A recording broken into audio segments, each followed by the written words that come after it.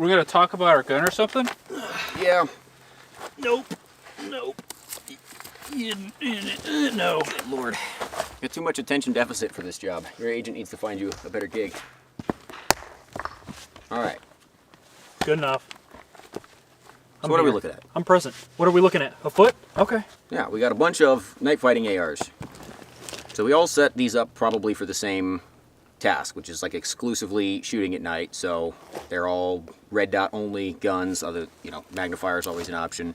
Suppressed is nice, but the thing that they all have in common, I guess, is lasers mounted in the same spot, switches mounted in the same spot, and they're all using night vision capable optics. So from left to right, we have a 12.5, 11.3, 11.5, 11.5.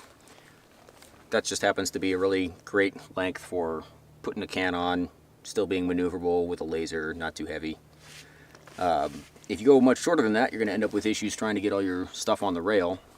I think we had that problem sometimes trying to get all the switches and stuff on there, but A mod 0. yeah, this is pretty much seems like the way to do it, because we know we need, first of all, a white light, because all the guns need a white light. And it's not for use at night, it's for use in the day, if you happen to have to go into structure or look into a dark area, or if it's like intermediate dusk conditions, you need a white light quickly. If you're going in and out of a dark building. Yeah, so white light has to be on there regardless. That's not specifically for night fighting. The IR, laser, and illuminator has to be there. That is the absolute requirement, I think. Well, yeah, of course, because shooting active, or not active, passive sucks. Yeah, passive shooting sucks. It's doable, and it's important to have that capability. It's only doable if you have a $800 optic. But yeah, so we got T2, EOTech EXPS3, Romeo 8T, another T2, all $600+ optics. They're expensive, but that's sort of the price of admission for passive aiming. As far as IR devices go, we have D-Ball i2 9007, D-Ball i2 9007, D-Ball i2 9007, and one PEC 15 at PL. Which one of these D-balls has a problem with them? These three. Yeah. This one doesn't work with mod button. That one prolapsed itself. No, this one's actually okay, except the battery cap is busted, so I can't change the battery on it without tools. Oh, okay, so. And this one prolapsed. Yeah, this one prolapsed, and we I used. I fixed it, and then now there's been so many switches in and out of it, and the Unity switches are so tight that when I pulled them out to go put that back in after I got it back, it chipped some of the interior, so it's going back to Steiner to get repaired. It'll be back within 8 to 14 to 16 to 20 weeks. They told me 2 to 4. We'll see. Hopefully. And then, We'll see. We'll see. I don't believe it, but Yeah. I'll believe it when I see it. I don't think I'm going to see it. Switches, all three of these are our three main guns, all using the SR07D dual pad, right? Yep. So white light forward, IR backwards. Yep. Unless yours is backwards. Yeah, I think that works best, because then the white light is immediately accessible from a firing grip anytime, and then you shift slightly to go. It's sort of a deliberate thing, shifting over into IR.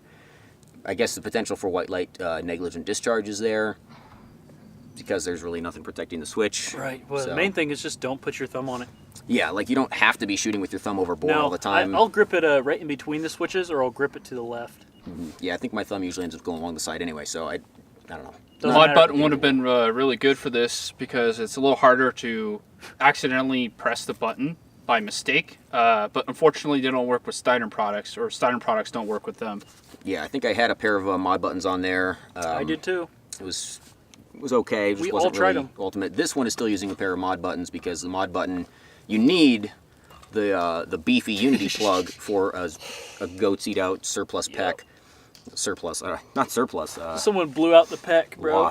Lost and recovered, lost and found pack. Fell off a truck. Yeah. Night fighting guns really, these are pretty much a niche application, but if you want to be able to shoot effectively under night vision, you absolutely need the laser, and it's really, really nice to have that passive aiming capable optic. And once you've committed to those things, your gun kind of isn't useful for that much else. You also really need 193 or higher. I can't do lower 1/3 anymore. I can do lower 1/3. I don't love it, but I can do it reasonably well. I can Obviously, do it. I just hate it. I think it depends on your neck and your face and your body armor and all that shit. It seems to vary person to person. Some people can't do it, some people can. 193 is a really excellent height. Like the ScalarWorks T2 combination is fantastic. Oh yeah, it's perfect. And you still have the option of putting a magnifier on there with the Yep. Now you do. ScalarWorks riser. Yep. That mount is so good. Like it just torques on perfectly and doesn't move. And it's all toolless finger removal and everything. Not like you necessarily have to take it off because it's a freaking T2. Like, what's going to happen to it? Nope. Also, I do have backup irons because I'm using a leaf rail scale and a flip up rear. Those will co-witness through. Plus, I could just take the optic off. Yeah, 193, you don't have that option. Well, yeah, actually, 193, you'd have to take the optic off. they make 193 irons now. That's just so bizarre. Pretty retarded, yeah. Yeah, you keep raising everything. Yeah, so laser selection it's an impossible question to answer because the market really sucks. We liked the i2 despite our problems, except it got discontinued, so now what are you going to do? Optic selection, T2s, EXPS3s, and certain other red dots like the Romeo 8T and maybe some other really expensive shit. Does work pretty well for passive aiming. Height-wise, an XPS3 on a riser is a pretty good height, at least in my experience. EXPS3 on a riser is getting ridiculous. You compromise your shooting position at all other times just to get that height. And it's a big, heavy waste of money, really, because at that point, yeah, you've spent as much money as a T2, so there's not a lot of reason to go with EOTech unless you really, really like it. Night fighting guns. All of them look the same because there's really only one way to set it up right. Doesn't like the actual specifics of like barrel length 11.3, 11.5, 10.5, 10.3, 12.5, 12.3. Doesn't matter. Nope. If it's a functional gun, that's good enough. Suppressor's awesome if you can get a suppressor. A good flashlight or otherwise. IR laser a must. White light a must. Accessible controls. Passive aiming capable. That's a night fighting gun. Yeah. The gun sucked. That's in. I'll just take one. Looks take one like shit. screenshot of Yeah, just it looks the like guns. shit. Hey, that's my line, fucker. Looks like shit. Which one of them looks like shit again? It's probably this one.